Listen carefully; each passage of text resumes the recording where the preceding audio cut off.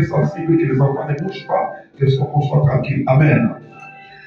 Quand tu rencontres la vérité, elle te rend libre, elle te rend tranquille, elle te positionne selon sa volonté. Elle t'amène à constater ce que tu es. Elle t'amène à t'épanouir selon la pensée du Seigneur. Vous connaîtrez la vérité. Et c'est cette vérité qui vous amène à la liberté. C'est comme si la délivrance était un voyage que quelqu'un expérimente avec le Seigneur.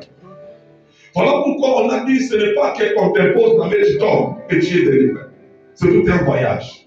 Tu quittes d'un état à un autre état. Alors, la parole de Dieu identifie ton état. Ton état, c'est ton besoin. Ton état, c'est ta position par rapport au Seigneur Jésus. Tous nous recevons l'évangile et nous entrons dans l'église. Mais dans cette église-là, l'église c'est une carrière qui commence à nous façonner, à nous ébaumer et à donner à chacun sa position.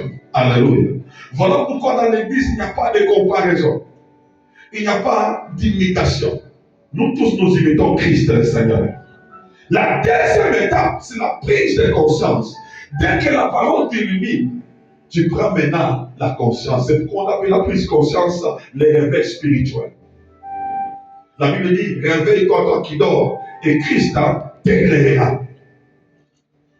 Voilà pourquoi dans la marche avec Dieu, chaque fois nous sommes appelés à prendre conscience de ce que le Seigneur veut de nous, où est-ce que Dieu veut nous emmener. Quand la parole sort, qu'est-ce que Dieu est en train de penser de moi par rapport à la parole? On peut donner le même message comme un seul prédicateur, mais chaque oreille écoute la parole selon le Saint-Esprit. La Bible dit, si la trompette donne un son confus, qui se prépara pour la guerre?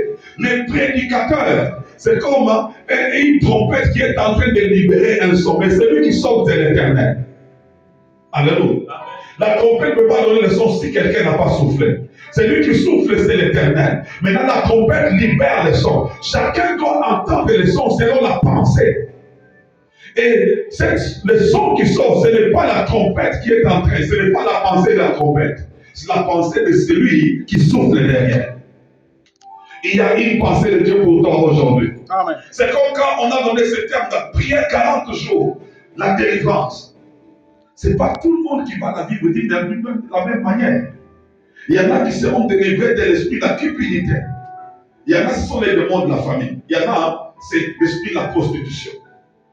Il y en a, c'est la pauvreté. Il y en a, c'est le célibat. Il y en a, c'est ceci. Il y a, c'est la sorcellerie. Il y en a, c'est telle chose. Maintenant, quel est ton état? Quelle est ta position? Qu'est-ce que Dieu veut de toi? C'est là la question que chacun doit s'imposer par rapport à Dieu.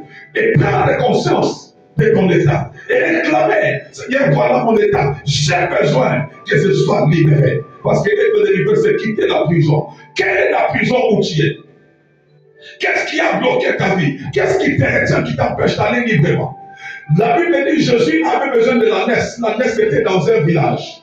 L'ânesse était à la porte et personne ne l'avait utilisée. C'est-à-dire que c'était l'ânesse qui était propre. Mais le problème est que l'ânesse était liée. Quoique l'ânesse n'était pas encore utilisée, mais il était lié. Il était incapable d'être utile. Laisse-moi te dire que si tu es sous un lien,